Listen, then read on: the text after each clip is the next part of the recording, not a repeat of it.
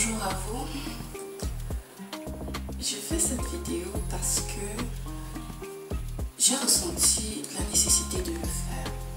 J'ai fait un post dernièrement sur ma page Facebook, Aimé Latina, où j'expliquais qu'il était, en fait, qu'on ne pouvait pas prendre la place de quelqu'un avec des mensonges,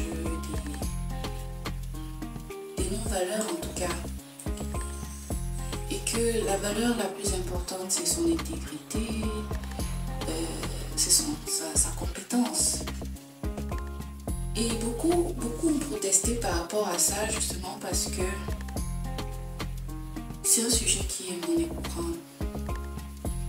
Et peut-être certains ne le savent pas ou n'ont pas pu réellement se défendre lorsque ce type de situation est arrivé au travail. Mais je pense que il faudrait quand même que je partage avec vous une partie de mon expérience, pour ne pas dire une seule, pour cette fois. Alors, en 2013, j'ai décidé de me lancer à mon propre compte et de créer le cabinet Visia Conseil. Ça m'a pris un peu de temps pour les procédures, mais finalement en 2014, juin 2014, j'ai eu mes documents et j'ai créé mon cabinet. Et cette année-là, j'ai eu des challenges vraiment importants parce que c'est le début, il faut asseoir sa réputation et il est justement important enfin c'est la base qu'on met, c'est la fondation de tout ce que j'allais créer. Aujourd'hui ça fait 10 ans déjà et je ne vous cache pas que je suis fière de mon parcours. Alors cette année-là, on a eu un gros client qui avait besoin qu'on fasse une recherche d'investisseurs pour lui. Je venais à peine d'ouvrir le cabinet, donc j'avais une assistante et je travaillais avec des consultants externes. J'ai donc contacté un consultant dont je vais taire le nom ici, avec qui nous avons travaillé. On a fait la recherche et pour la petite histoire, j'avais d'abord confié le dossier à des collaborateurs dont je me disais qu'ils pouvaient gérer ce dossier-là, qu'ils le feraient bien. Mais ils ont plutôt frustré mon client. Et donc en reprenant les choses en main, j'ai fait appel à mon consultant, à l'autre consultant qui faisait également dans la recherche de financement. Et on a pu trouver une structure africaine, pour ne pas dire internationale, qui fait dans le financement. Et le projet leur a parlé parce que justement ils avaient des projets similaires. Et pour un peu situer ce type de projet dont je parle, sont des projets intégrés de développement. Donc qui incluent à la fois le volet économique, le volet technique, le développement, le tourisme, etc. dans les régions. Donc vous pouvez imaginer un peu le type de projet dont on parle. Alors qu'on a eu une réponse favorable, on faisait des mails, on discutait avec eux, on leur envoyait les documents et tout. Et quand ils devaient venir, on a également facilité les procédures de visite au Cameroun parce qu'ils n'étaient pas au Cameroun. Et donc en fin novembre 2014, on a donc convenu avec les clients qu'il fallait faire une visite ici au pays pour qu'ils viennent sur le site voir de quoi est-ce qu'il s'agissait. Et ils sont venus.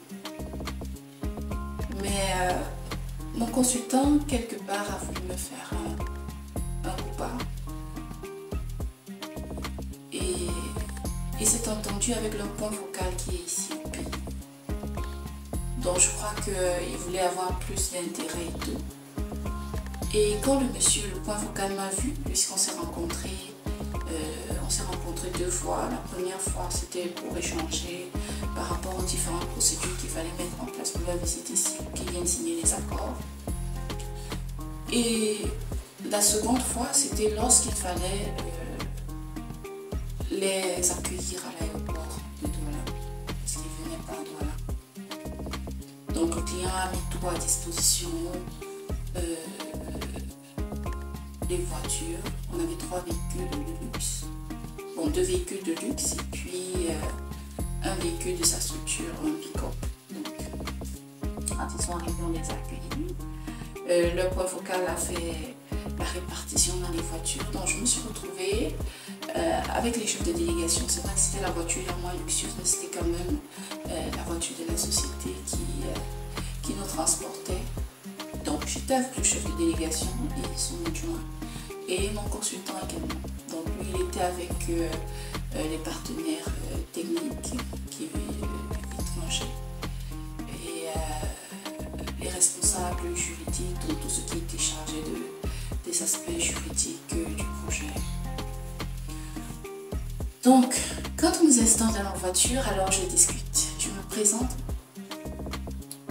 et ils me reconnaissent. Ils reconnaissent la personne donc, qui était derrière les mails qu'on envoyait. Puis ils étaient très surpris agréablement parce que j'étais très jeune. Il y a 10 ans de cela, j'étais très jeune. Et donc on a fait le trajet, on est arrivé à l'hôtel. Et quand on arrive à l'hôtel, on nous installe parce que les chambres n'étaient pas encore toutes prêtes. Nous étions quand même une forte délégation d'une quinzaine de personnes. Donc il fallait des chambres et tout. Et le temps qu'on nous installe, on va donc au restaurant parce que c'était très tôt le matin avant qu'on ne commence les échanges.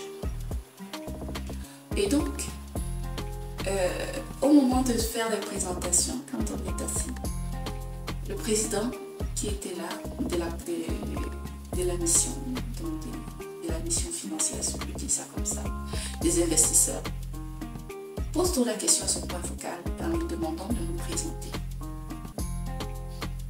Bref, ils ont fait le tour de table, ils se sont présentés en premier et ensuite ils ont demandé qu'on nous présente. Et quand il fallait nous présenter, le point focal a présenté d'abord mon consultant comme étant le responsable de mon cabinet, celui qui l'a créé, celui qui est à l'origine du projet, alors que c'était mon client. Celui qui était le propriétaire de tout, bref, celui qui devait avoir tous les honneurs. Et par la suite, quand on lui a demandé qui j'étais, il a dit « Ah, c'est tout parce que lui, c'est un monsieur âgé. Et il se dit qu'il allait faire sa retraite avec moi. » Donc ça, c'est ce qu'il avait dit, que j'avais suivi dans sa distraite. Donc j'avais pris note, mais je ne comprenais pas encore de quoi est-ce qu'il s'agissait. Donc quand il m'a présenté comme ça m'a un peu frustrée. Mais en même temps, j'étais surprise. Et pareillement pour le chef de délégation et son adjoint qui étaient tous deux des papas, des chefs. Et vous connaissez un peu les chefs africains, donc il y a certaines choses qui se voient et qui constatent, mais ils ne parlent pas beaucoup. Alors quand il finit de faire sa présentation, ce qu'il fait, c'est qu'il m'envoie dans la cuisine parce que ça traînait un peu trop, avec condescendance. Il faut aller nous regarder ce qui se passe là-bas, il ne faut pas qu'on soit en retard à la séance de travail, il ne faut pas faire attendre nos invités, il faut que tu vois ce qui se passe dans la cuisine. Je me suis levée, donc j'ai gardé silence, je me suis levée et puis je suis allée. J'ai gardé silence non pas parce que je ne méritais pas ma place ou parce que j'étais trop faible, mais parce que je me suis dit, il ne sert à rien d'avoir une réaction vive devant des gens qui sont aussi responsables que ceux que nous avions en face. Et pour la petite histoire, je pense que j'étais la seule, la plus jeune. Alors je suis allée à la cuisine, j'ai discuté avec les dames, j'ai essayé de les amener, j'ai même fait le service aussi, donc je les ai aidés à faire le service quand je n'étais pas dans l'hôtel. Et puis le secrétaire général, donc l'adjoint de notre client est arrivé, et puis il est allé. Il nous a montré nos chambres, on nous a installés et il nous a donné l'heure du début de la séance de travail. Alors ce que j'ai fait, c'est quoi? C'est que je suis montée dans ma chambre, je me suis changée, vu qu'on sortait d'un voyage. Je me suis changée, je me suis mise dans ma tenue de travail mes documents, j'ai pris mes cartes de visite. Et quand on est arrivé, on est descendu d'abord pour les voitures. Le client m'a fait honneur. Ça, je ne savais pas. Il a prévu une voiture uniquement pour moi. Ce qui a d'abord frustré le point focal et qui a suscité des points d'interrogation en plus dans la tête de nos invités investisseurs. Alors, ce que j'ai fait, c'est que quand nous sommes arrivés en salle, nous avons trouvé la belle architecte de notre client qui devait présenter les différents projets. On l'a salué, je lui ai remis ma carte de visite et quand l'équipe est entrée en salle, je leur ai remis mes cartes de visite. Donc en fait, ce que le point focal voulait faire, c'était pratiquement me doubler avec l'appui de mon consultant pour prendre ma place auprès du client. Mais le client m'avait déjà rencontré plusieurs fois parce qu'on avait fait des visites. D'abord avec les premières personnes chez qui j'ai introduit mon client et qui l'ont frustré. Et ensuite maintenant avec la nouvelle délégation. Et le client s'est montré vraiment fidèle, il appréciait mon travail parce que mon travail était bien fait. Et même les autres responsables de la délégation. Donc quand je leur ai remis ma carte, ils étaient tous surpris. Chacun se regardait, mais qu'est-ce que ce monsieur est en train de faire? Qu'est-ce qu'il a dit? C'était vraiment dans la salle quelque chose de... Les gens étaient surpris. Et quand il est arrivé, on lui a présenté ça, parce qu'il traînait un peu avec le client d'abord. Quand il est arrivé, on lui a présenté ma carte de visite. Il s'est énervé, il est devenu vert de rage. Mais il ne pouvait pas être trop exprimé. Et je suis allée saluer mon client également. Il nous a dit d'entrer en salle. Il est entré en salle. Et quand on a signé les premiers accords, il m'a donné officiellement devant tout le monde une copie de l'accord pour montrer aux gens que c'est avec elle que je travaillais. C'est elle justement qui a fait toutes les démarches, qui nous a suivis jusqu'ici, qui nous a permis de les rencontrer en fait. Donc le dossier a suivi son cours, les accords ont été signés et forcément le monsieur ne parlait plus. Mais ma place a été reconnue et à la fin de l'année, pratiquement, on m'a coopté dans la société d'investissement où le point focal était. Donc je suis devenue consultante permanente là-bas et on a travaillé ensemble pendant plus de 10 ans. Pendant près de 10 ans. Je crois qu'on s'est séparés à la 8e année. Donc voilà pour la petite histoire. Alors ce que je voulais dire à tous ceux qui m'écoutent, c'est que quand on a une compétence dans le travail, on est souvent sujet à ceux qui veulent, bien quand on a un poste de responsabilité, on est souvent sujet à ceux qui veulent prendre notre place pour des raisons diverses. Le monsieur, lui, pour l'histoire, il a vu que j'étais très jeune et il s'est dit que je ne pouvais pas faire le poids face à lui et que face à cette situation où il prenait pratiquement mes galons, si je peux utiliser le jargon, mes galons pour le donner à mon collaborateur qui n'avait pas participé à la création de mon cabinet. Je ne pouvais rien faire. Mais ce qu'il ne savait pas, c'est que j'avais quand même une expérience de la vie. Et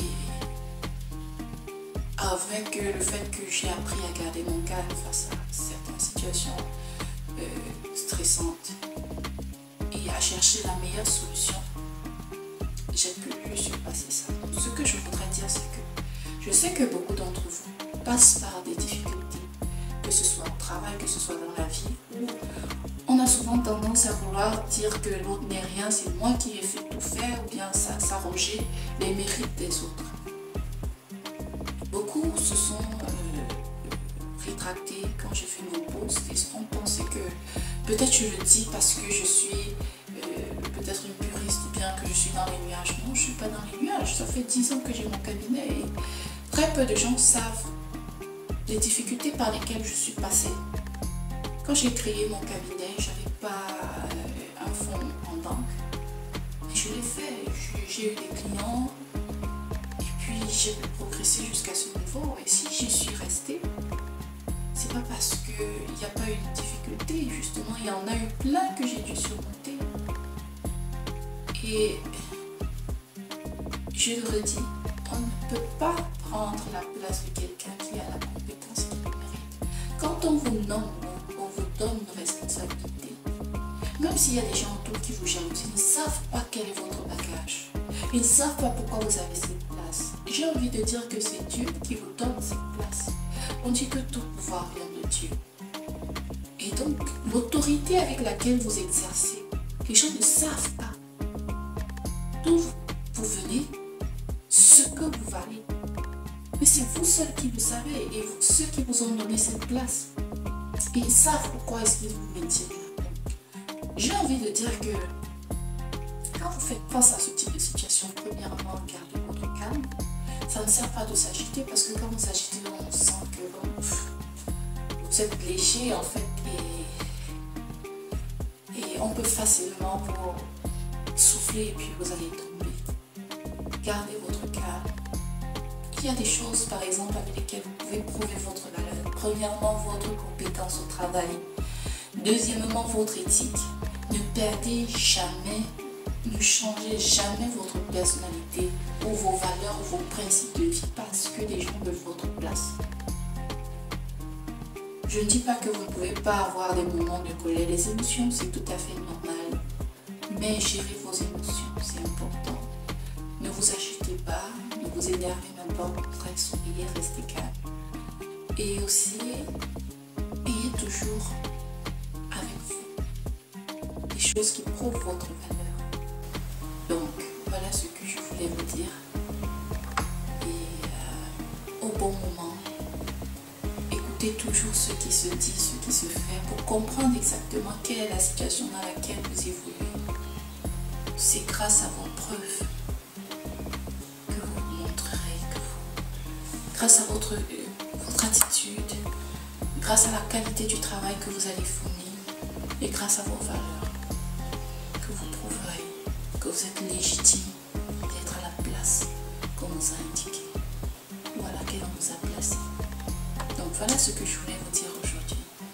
Merci d'avoir été là jusqu'au bout. Et c'est une vidéo inhabituelle. C'était juste un besoin soudain d'en dire un peu plus pour que ceux qui vivent cette situation soient confortés et aient des repères pour savoir comment agir. Donc voilà. Merci de m'avoir écouté. On se dit à la prochaine. Bye.